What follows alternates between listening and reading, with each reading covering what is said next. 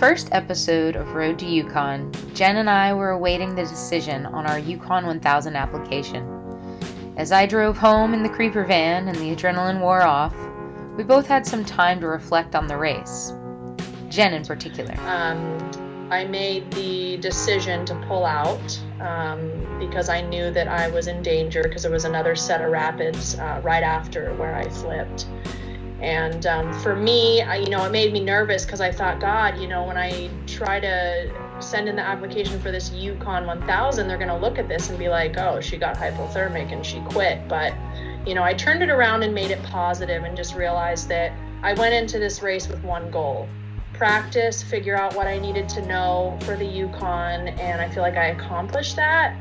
And I'm not so much ashamed about it anymore. I think it actually helped the application, to be honest, because they were like, oh, she knows when to call it, so she's not a liability. It wasn't long until we got the email we had been waiting for. We were in, but the cost was twice what we thought it was going to be, and we had budgeted based on entry fees from 2018. But we need to address the elephant in the room, which is the price. So it was double what we thought it was going to be. Yeah. And how do we want to handle that? So now there's tons of extra safety built in for the race. So I understand what the added cost is coming from, but that doesn't change the fact that we didn't budget for it. Exactly. So we needed to ask for an extension. During this time, we distracted ourselves by continuing to prepare for the event as if we are already in. Road to Yukon. Here we go. So I just did a really short fasted jog this morning. The purpose of this is to be glycogen depleted so that my body will burn fat as fuel preferentially. So those are the metabolic adaptations I'm working on this morning. And now we're gonna walk down to the water. Just got done with the workout, and it's been raining on and off, but it finally stopped. So break out the camera so you guys can see my beautiful view. It was also during this time that we got the news Puakea Designs was going to help us out big time. And between them and the donation page and the community, we only had to borrow a little bit of money that we'll still have to pay back from friends and family to get the registration paid in time. A huge weight was lifted off our shoulders. Now we could start thinking about real obstacles in an adventure race. Or could we? As we eyeballed the required gear list, we realized that the cost was going to be an ongoing challenge. So we started to break down the necessities.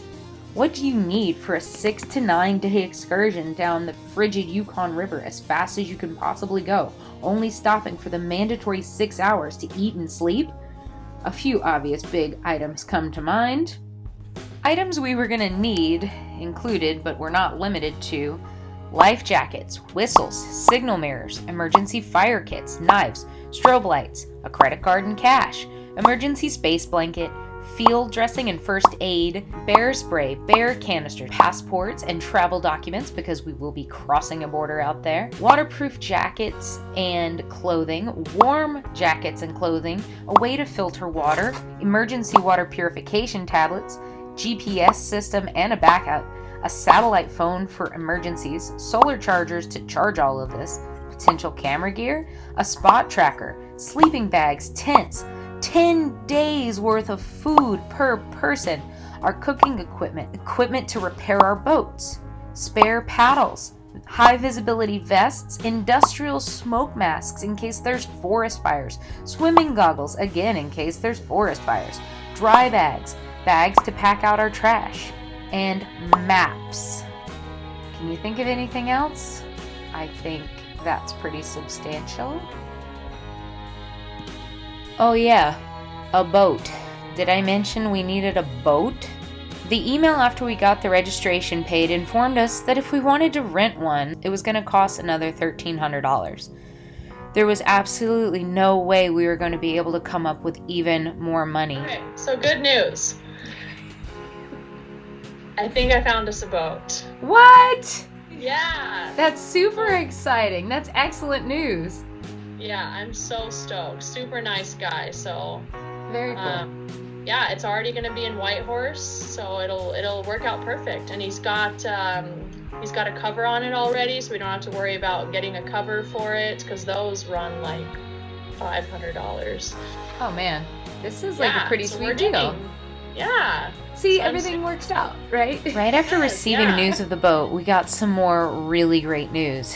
Danny over at NRS and Larry and my extended Salt Life family were both going to supply us with any gear we needed, and they were both going to sponsor us with some cash. It looks like we'd be able to pay back our friends after all. Gear, NRS has got like the hookup. What a Yeah, they're gonna hook us up with pretty much everything we need. And what I love about them, about their stuff, is they have such a wide range of gear that's actually required.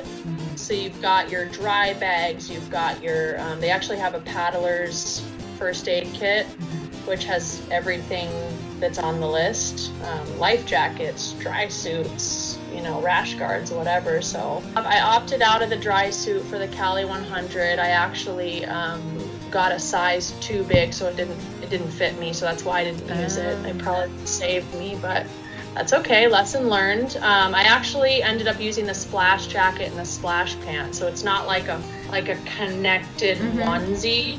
It was more, you can more think of it like a rain jacket and pants that kind of cinch closed at the wrist and the neck. So I used that. That was a lifesaver, because when you're crossing, I'm sure I'm butchering the name, Lake LaBerge. A crazy rainstorm can come out of nowhere, which is what happened in 2019. So that's when you really got to have that, good, solid rain gear, or you're just... A lot of people dropped out from hypothermia because of the lake, and that's only the first 50 miles of the race. So wow. All right, we are a confirmed team for the race. We've got a boat and all the gear we'll need. On to the next task. We've got to figure out training, nutrition, learning about hypothermia and other wilderness first aid and survival. We have to carry all of our own food and water, or be able to filter it. We have to get a solid grasp on navigation and the ever-changing channels of the Yukon River. And of course, wildlife may be encountered along the way. On our next video call, we divided up some of the tasks. Jen would be in charge of navigation and first aid. I would be in charge of food and water, although we both planned on being well-versed in all topics and sharing what we're learning along the way. There is one particular thing that neither one of us had quite figured out just yet. Peeing. For a female, peeing is a problem, especially when, you're in a boat, you've got a low center of gravity, you're trying to situate yourself with all this gear, and you've got the cover on, and you're trying to figure out how you're going to maneuver yourself to get something underneath you to take your pants off. It's a nightmare. It's a logistical nightmare trying to pee, and so eventually you're so exhausted, you just pee in the boat. And then you end up peeing all over your stuff, and at this point, you don't care because you're so delusional. You don't care. You're just gonna pee. But then it starts to matter after about an hour. And it's just the reality of it. It's not like, men where they can just whip it out and pee in a bucket, It's like we've got to pull our pants down and get situated and figure out how it's going to work. It's really difficult. So I struggle with that. So I'm hoping we can figure something out.